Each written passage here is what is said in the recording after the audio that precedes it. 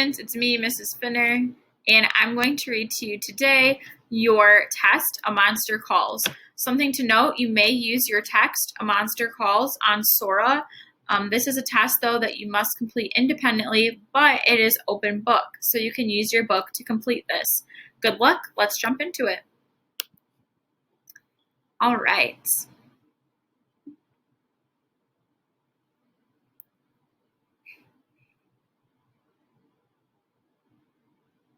Okay, question 1. The theme of the second tale teaches Connor that his mom will be cured by the yew tree. Is this true or false?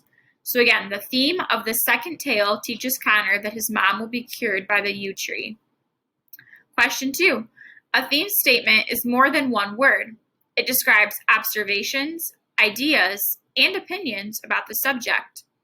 Which of the following is the best theme statement in reference to the subject of courage? Connor is brave when he stands up for himself. Those who find the moral or mental strength to face fears and make unthinkable choices can overcome anything.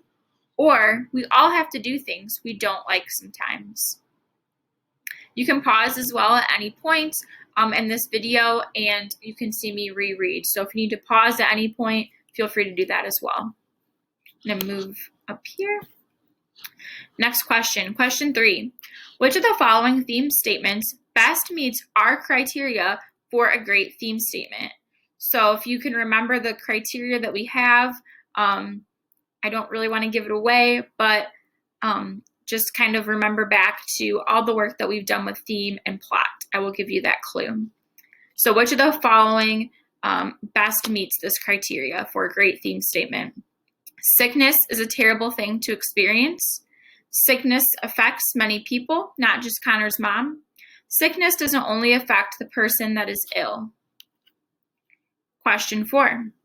By using direct characterization, the author can directly tell a reader what a character is like. Readers do not have to create an inference, but rather refer directly to the text to understand how a character is described. So here's the piece of textual evidence, and it's going to ask, what inference are we given based on this evidence? So here's the evidence. His mother reached for his hand, but he moved it away. You lied, he said again. I think deep in your heart you've always known, his mother said. Haven't you? Connor didn't answer her. So what can we infer here? Is it Connor knew his mom was lying about having cancer? Connor always knew that the monster wasn't real. Connor always knew deep down that there was a chance his mom would not survive her illness. Or Connor thought the yew tree would heal his mother. Again, you're trying to pick the best inference based on the evidence that you're given. Question 5. By using indirect characterization, the author gives the reader hints or clues about a character through the way the character responds to other characters and reacts to different situations or conflicts. These clues then help us infer or figure out a character based on that textual evidence. What inference can we draw based on the piece of evidence below? So here's our evidence. You wouldn't have your own room in America, his father said. We barely have room for the 3 of us, Con. Your grandma has a lot more money and space than we do. So can we infer Connor's father is very poor? Connor's father is making excuses as to why Connor can't live with him? Connor's father wants eventually to move to England to live with him, or Connor and his father have a very close relationship. Question 6. By using indirect characterization, the author gives the reader hints or clues again about a character through the way the character responds to other characters and reacts to different situations or conflicts. These clues help us infer or figure out a character based on that textual evidence. What inference can we draw based on the piece of evidence below? Here it is. An entire dining hall saw you hitting Harry, Connor, Miss Kwan said. They saw you knocking him down. They saw you pushing him over a table. And they saw you banging his head against the floor. Can we infer Connor believes the monster hurt Harry, not himself? The monster cannot be seen by anyone other than Connor, so they can't see it was the monster doing that damage. Connor can't pretend anymore the monster was responsible for the destruction he was creating himself. Or Miss Kwan does not believe in the monster, but the monster was the cause of the damage. Question 7. By using indirect characterization, again, the author gives the reader hints or clues about a character through the way they respond to other characters, react to different situations, or conflicts. And then again, these clues help us infer or figure out a character based on that evidence. So again, we're going to ask, what inference can we draw based on the piece of textual evidence below? Here's the evidence. Never invisible again, the monster kept saying as he pummeled Harry. Never invisible again. Can we infer, when Connor beats up Harry, he is using him as a punching bag for his frustration with how everyone in his life is treating him? Connor doesn't feel seen by anyone in his life because Harry made him invisible to everyone. Connor wants others to suffer like he is suffering, or the monster wants to be seen by others, not just Connor. Question 8. By using direct characterization, the author can directly tell a reader what a character is like. And we as readers do not have to create an inference, but rather refer directly to the text to understand how the character is described. What inference are we given based on the piece of evidence below? So here's our evidence. Anger rose even higher in Connor's chest, thumping his heart against his rib cage. He attacked the monster's legs, battering the bark with his hands, bringing up bruises almost immediately. Heal her! You have to heal her! Can we infer? Connor is so angry with the monster and his mom's health that he's willing to hurt himself to receive answers from the monster. Connor feels out of control and wants to destroy the tree like he destroyed his grandma's sitting room. Connor still has hope the monster will cure his mom, or can we infer Connor wants the monster to take him seriously? Again, you're choosing the best answer based on the textual evidence. All right, question 9. Examining a character's actions and the effect one character has on another is a great way to draw conclusions. You're going to read the excerpt or the short extract from the chapter titled A Note Below. So here's your evidence or your excerpt. He looked back over to Lily, who was busy receiving all kinds of praise from Miss Marle, but he could see that she was blushing furiously, and not just because of what Miss Marle was saying. Miss Marle moved on, passing lightly over Connor, but when she was gone, Lily looked him right in the eye. What effect do you think Lily has on Connor? Based on how Connor describes how Lily looks and how she's acting in class, what conclusion can we draw about how Connor is feeling in this moment? Can we conclude A, the first option, Lily is embarrassed by Miss Marle praising her work in front of the class? Lily told Connor with her words and her actions that she truly sees Connor for who he is.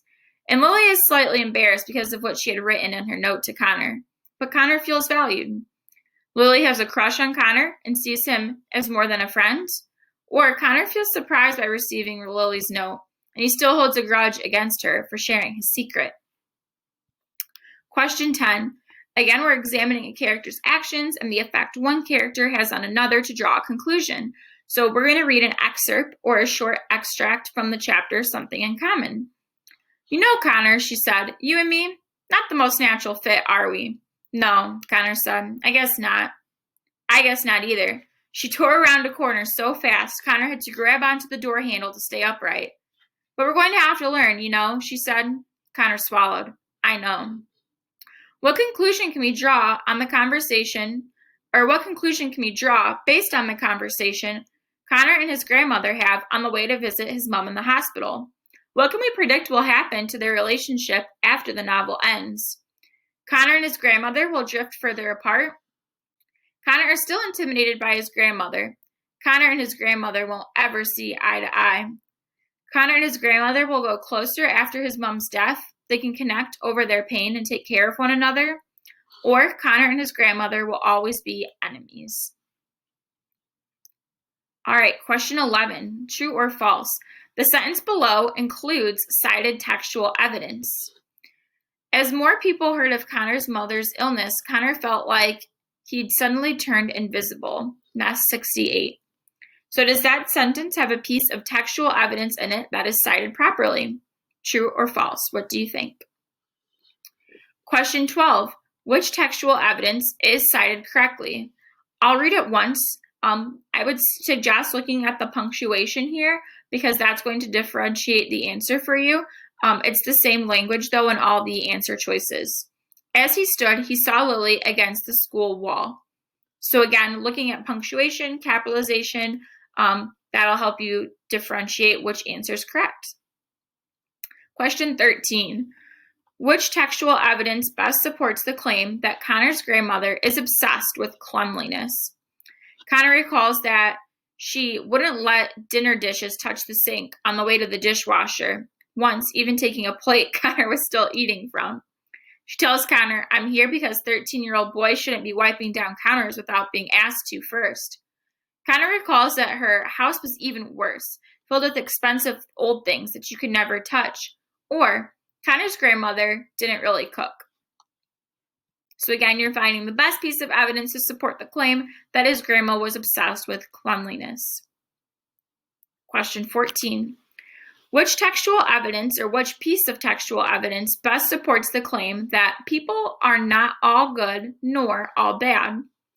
The monster says the justifications of men who kill should always be heard with skepticism. Connor's grandmother tells Connor, "Your father's flying in on Sunday." Harry says, "I guess we'll never find out what it is O'Malley wants." Or when Connor asks why the monster saved the witch queen, he replies, "Because what she was not was a murderer." Again, you're finding the piece of evidence that best supports the claim in question 14. Take a quick water break.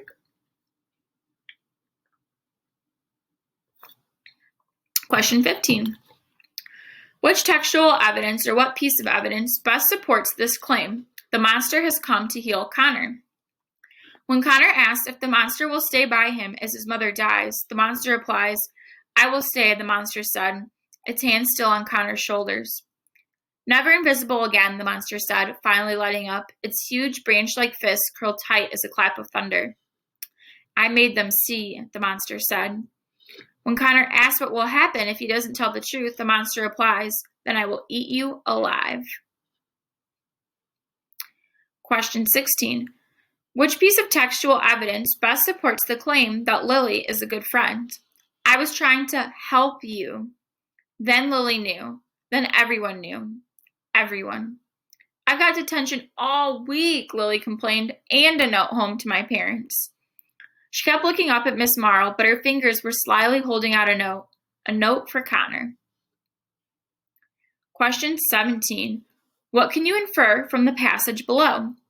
He was on the cliff edge, bracing himself, holding on to his mother's hands with all of his strength, trying to keep her from being pulled down into the blackness, pulled down by the creature below the cliff, who he could see all of now. Can we infer the cliff's edge symbolizes his love for his mother, and the creature below the cliff symbolizes his anger? Can we infer the cliff's edge symbolizes his mother's fragile life, and the creature below the cliff is death? Can we infer that the cliff's edge symbolizes his mother's illness, and the creature below the cliff is the U-monster? Or can we infer that the cliff's edge symbolizes his love for his mother, and the creature below the cliff is his father? Question 18. What can you infer from the passage below? He looked at the floor, the center of which was covered in very expensive, very old-looking oval rug. He reached down and lifted up an edge of it, looking at the polished boards beneath. There was a knot in one of them. He ran his fingers over it, but the board was so old and smooth, you couldn't tell the difference between the knot and the rest of it. "Are you in there?" Connor whispered. So what can you infer? Can you infer that the U means Connor is whispering to his grandmother? The U means Connor is whispering to the U-tree monster. The U means Connor is whispering to the creature of his nightmares, or that the U means Connor is whispering to himself. Question 19. What can you infer from the passage below? "Don't worry about it," his father said, going back to his breakfast. "Worse things happen at sea." "What does that mean?" "It means we're going to pretend like it never happened," his father said, firmly. "Because other things are going on right now." "Other things like Mom?" His father sighed. "Finish your breakfast." Can we infer that Connor's father does not want to talk honestly about Connor's mom dying? Connor's father doesn't mind how destructive Connor was. Connor's father is pleased that Connor destroyed his grandma's sitting room, or can we infer that Connor's father is being honest about Connor's mom dying? Almost done. You guys are doing a fabulous job. Great, great work. We're almost done. Question 20. What can you infer from the passage below? If your mother can be healed, the monster said, then the yew tree will do it. Connor crossed his arms. Is that a yes? Then the monster did something it hadn't done until now. It sat down. You still do not know why you called me, do you? Can we infer that the monster will promise to cure Connor's mother? Can we infer that the monster is angry with Connor? Can we infer that the monster will not cure Connor's mother? Or can we infer that the monster is tired? Question 21. What can you infer from the passage below? Connor? His grandma said, poking her head in the door sometime later. Connor didn't know how long. I want to go home, he said quietly. Connor, my home, he said, raising his head, his eyes red with grief, with shame, and with anger. The one with the yew tree. Can we infer that he wants to go home to confront the yew tree monster because he is angry? He wants to go home to apologize to the yew tree monster because he is ashamed? He wants to go home to get more medicine from the yew tree monster? Or can we infer that he wants to leave the home as soon as possible, so he wants to pack? Question 22. What kind of figurative language is shown in the passage? But then his mom's little talk had happened. Is a metaphor, idiom, simile, or allusion shown? Sorry, I'll read those one more time. A metaphor, idiom, simile, or allusion. Question 23. What kind of figurative language is shown in this passage? We don't even have a McDonald's. Is it an allusion, imagery, metaphor, or simile? Question 24. What kind of figurative language is shown in this passage? She looked like a bird of prey. Is that an allusion, a metaphor, imagery, or simile? And question 25. What kind of figurative language is shown in this passage?